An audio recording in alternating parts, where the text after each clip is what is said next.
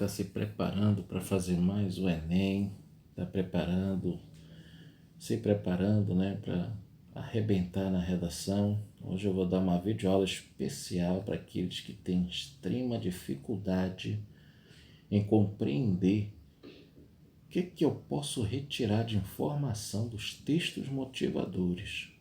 Então a aula de hoje é destinada para esse público, para essa galera que lê e não consegue pegar nenhuma informação. E aí eu vou comprovar para vocês que é possível e que você pode transformar isso em tópicos, em processos de argumentação, em ideias para sua introdução, para o seu desenvolvimento, para sua conclusão. Então, se isso te interessa, meu amigo, vem, assiste a minha aula que você vai aprender um bocado. Então, título da nossa aula de hoje: Textos motivadores na redação do Enem. E eu sou Jordano Valente Hadi, o cara que vai conduzir essa explanação. Então, o estudante, você precisa entender que os textos motivadores têm duas funções específicas. A primeira é entender o recorte temático proposto pela banca de elaboração do Enem. Então, o recorte temático, para quem já estudou as grades de competência da redação do Enem, corresponde à competência número 2. Né? Então, o recorte temático é você saber analisar o que o tema está te propondo. Ok? Primeira coisa é essa. Então, se você já não entende o tema, pode ler, reler os textos motivadores, você vai ficar voando, ou como vocês estão dizendo hoje, boiando, e não vai conseguir pegar nada. Então, a primeira coisa que você tem que entender é ler e pegar a ideia do que o tema está te propondo. Segunda, encontrar algum tipo de ideia ou linha de abordagem para a dissertação, né, que seriam os tópicos. Vamos falar sobre isso, tá bom? Vamos continuar aqui com a explanação. Não se pode copiar absolutamente nada desses textos. Eu já estou deixando aqui grifado e negrito para você não esquecer, galera. Não copie nada dos textos motivadores, nem mesmo trechos ou referências. Segundo a cartilha oficial de correção da redação do Enem, analisando toda e qualquer informação, fato, citação ou experiência vivida descrita no texto, é possível descobrir se o candidato possui ou não um repertório sociocultural. Quando você copia, transcreve o que tem no texto motivador na sua redação, isso não é mais uma citação, tá? Se torna um plágio, que eu vou falar daqui a pouco. Por isso, quando você reproduz muitos trechos de cópia dos textos motivadores e o corretor da redação, ele vai saber que você não possui um repertório necessário ou não consegue articular suas ideias para desenvolver uma dissertação argumentativa, resultando em uma nota baixa na competência 2 para começo de conversa e nas competências 3 e 4 que abordarão sua crítica, sua argumentação e sua organização de ideias. Então, só de cara aí, quando você comete essa gafe de retirar trechos dos textos motivadores para colocar na sua redação, você já vai estar perdendo pontuações importantíssimas em 3 das 5 competências da redação do Enem. Então, fica ligado, galera. Isso daí muita gente comete esse erro ano após ano e não entende por que a sua nota saiu baixa. E uma observação antes da gente continuar, né? Plágio é igual a perigo. Caso o participante insista, brasileiro é ser termoso, né? Caso o participante insista em utilizar fragmento dos textos de apoio, existe a real possibilidade da redação ser avaliada como plágio, algo que pode conduzir a sua redação a nota 0.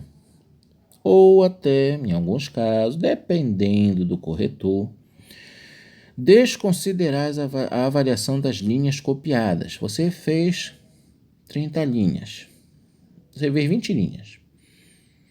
Das 20, você transcreveu dos textos motivadores, somando, né, durante toda a sua redação, você transcreveu umas 10 linhas de 20. Então aí o corretor só vai considerar 10 linhas, o que é extremamente perigoso para a sua nota final de redação, porque ele vai avaliar apenas 10 linhas.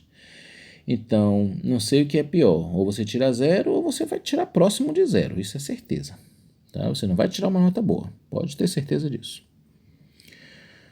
Para que sua redação não seja considerada plágio, caso exista a presença de fragmento dos textos motivadores, então será avaliado o contexto de sua dissertação e se ela possui mais de 7 linhas de produção própria, ou seja, você escreveu trechos dos textos motivadores e colocou umas 2, 3 palavras suas. Mano, pode ter certeza, isso vai te prejudicar bastante.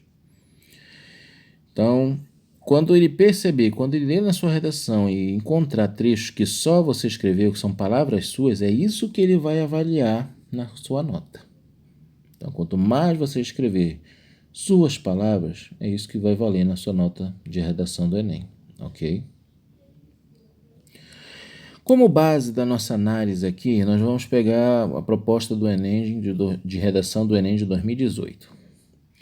A partir da leitura dos textos motivadores e com base nos conhecimentos construídos ao longo de sua formação, redija um texto dissertativo argumentativo em modalidade escrita formal da língua portuguesa sobre o tema manipulação do comportamento do usuário pelo controle de dados na internet, apresentando proposta de intervenção que respeite os direitos humanos. Selecione, organize e relacione de forma coerente e coesa argumentos e fatos para a defesa do seu ponto de vista. Está aqui o que eu preciso prestar atenção. Primeiro caso que eu falei ainda há pouco. Entender, a proposta do tema. Está aqui. Manipulação do comportamento do usuário pelo controle de dados na internet. Então, quando eu ouço isso, quando eu leio isso, vem o que na minha mente? 2 coisas. Controle de dados na internet. O que significa isso? Traduzindo, redes sociais, e-mail, homepages, bancos, algoritmos.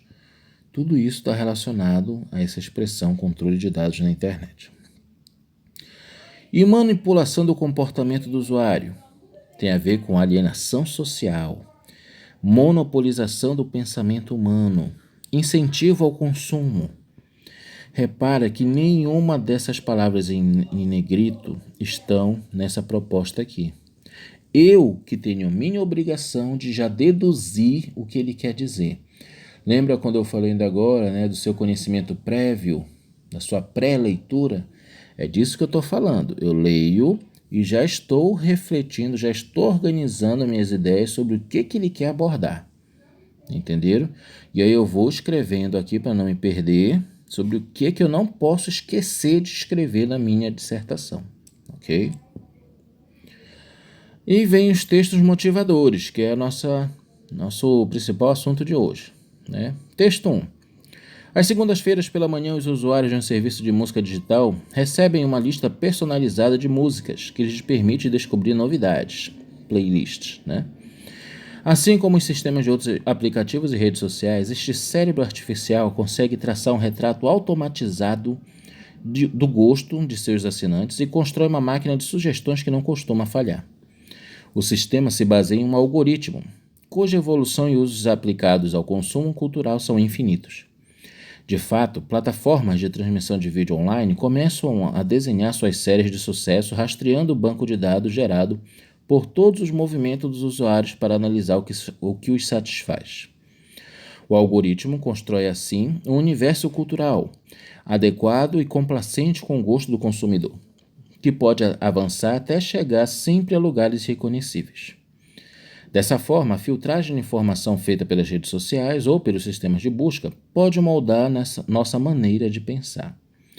E esse é o problema principal, a ilusão de liberdade de escolha que muitas vezes é gerada pelos algoritmos. Então, eu leio esse texto 1, o que eu consigo tirar de palavras-chave? Está aqui, ó. Aqui nós temos os exemplos de palavras-chave que encontramos nesse texto 1. Ok? Ou seja, o que eu posso mais frisar? Resumindo tudo isso, não preciso me alongar muito. Então, resumindo, a base dele são os algoritmos, que são responsáveis por quê? Pela filtragem de informações. Para quê?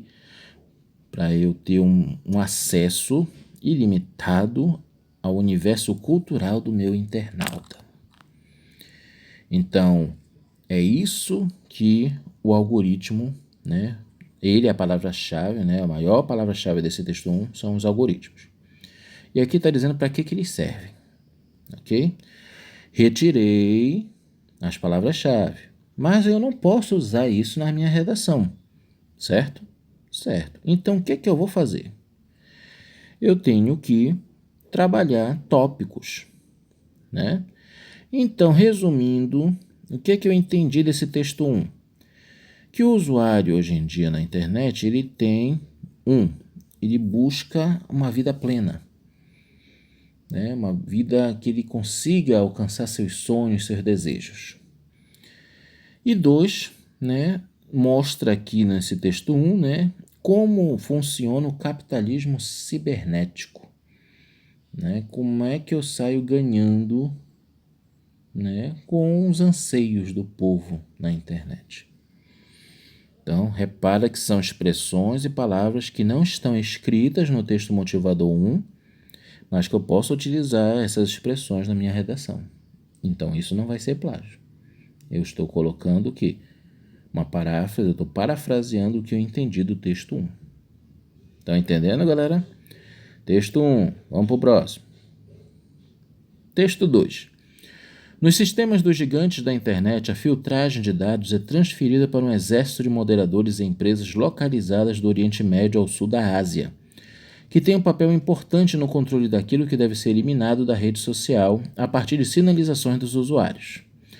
Mas a informação é então processada por um algoritmo que tem a decisão final. Os algoritmos são literais. Em poucas palavras, são uma opinião embrulhada em código. E estamos caminhando para um estágio em que a máquina que decide qual notícia deve ou não ser lida. Então, novamente, nós temos algumas palavras-chave aqui. Não vou repetir a questão do algoritmo, né? Já deu para ver aqui que ele é a base geral, né? Pelo visto, né? Mas eu consigo retirar outros, né? Gigantes da internet, quem são? As empresas, né? Facebook da vida. Um Facebook que usa esse algoritmo a partir do que eu busco e já passa com as suas conexões empresariais. Muitas empresas estão conectadas aos servidores de redes sociais como o Facebook para obter essas informações. Eles são os gigantes da internet. Controle da internet, né? Controle de informação. Quando eu coloco controle da internet, é o controle da informação dos usuários que vão me fazer ganhar alguma coisa em dinheiro no futuro. Mas temos uma novidade aqui, né? Uma outra novidade nesse texto 2. IA, inteligência artificial, que é como eu também posso falar do algoritmo. Uma inteligência artificial, né? Um cálculo matemático é feito, né? Que eu produzo esse algoritmo e eu implanto ele no meu sistema operacional em vigor, no caso aqui de uma rede social. E aí que vai rodar e aí que ele vai atrás daquilo que você busca. Traduzindo, como eu posso usar isso na minha redação? Então, eu posso usar novos tópicos aqui, ó. Controle empresarial da internet. Controle empresarial, né? As grandes corporações que estão envolvidas no capitalismo cibernético que eu falei lá no texto 1. Aqui no texto 2 já posso falar das empresas que estão por trás disso, né? Também posso abordar uma outra coisa que assim vai chamar atenção. Você só tem que tomar cuidado para não fugir do tema, né? Uma ideia de nova ordem mundial, né? A base das IAs, né? Como, né, o comércio, como o capitalismo cibernético, como ele é movido no mundo, né? E aí nós temos aí o exemplo dos algoritmos que são a moda da vez para você ter acesso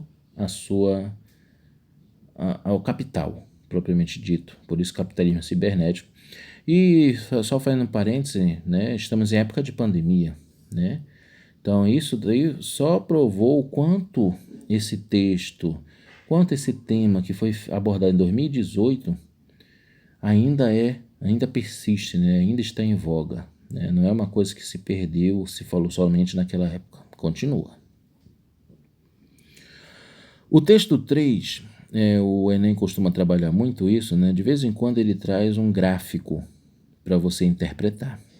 E aí aqui, resumindo, nós vamos ver um gráfico que ele interpreta a faixa etária das pessoas que acessam a internet e o que elas buscam na internet, né? E aí ele traçou uma estatística, né, de quantos por cento, né, ele dividiu isso daí, né, com o que as pessoas buscam na internet. O que eu posso tirar de informação daí como palavra-chave, né? Os usuários da internet, a faixa etária, que é o primeiro caso, e a busca na internet, ou seja, uma vida e-social, né? Esse E tem a ver com internet, né? De conexão. Uma vida e-social, entretenimento, é o que você consegue extrair de informação desse texto 3. Repara que é um outro aspecto que você pode trabalhar na sua dissertação. Como tópico, público consumidor, resumindo, né? O que querem? O que vender para esse público? A partir de qual idade eu posso comercializar os produtos? São indagações, é um tópico que vai lhe ajudar muito no seu processo de argumentação que tem a ver com a competência 4.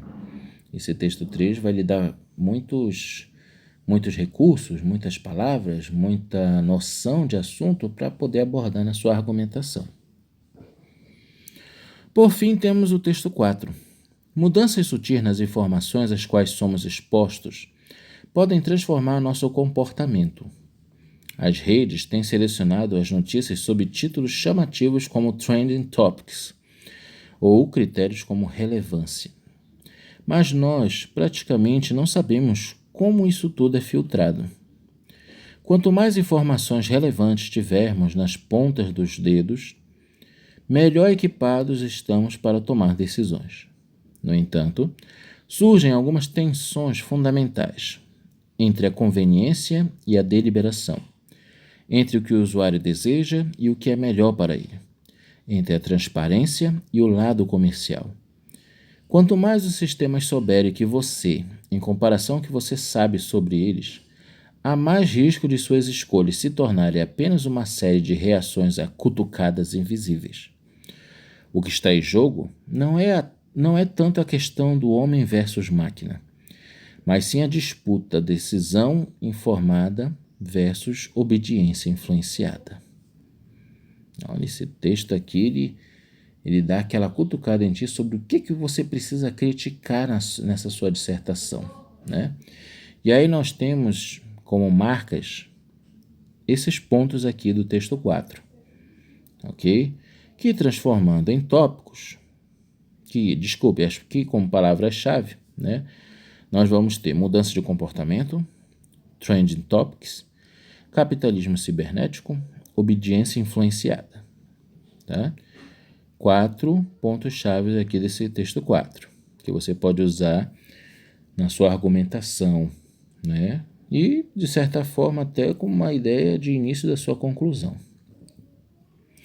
Como é que eu transformo isso em tópico? Bem simples e bem abrangente. Influência da alienação cibernética no comportamento humano. É a base, né? Tem tudo a ver com o seu tema, né? De repente você pode até usar na sua introdução, né? Como, né, a alienação cibernética é feita hoje em dia, né? Aí você já liga com as empresas que tem lá no texto 2, né? Fala sobre como as empresas pesquisam sobre os internautas, que aí é o que o texto 3 aborda. Então, os textos conversam entre si e você tem que encontrar a melhor forma de interagi-los, de abordá-los na sua redação através dos tópicos.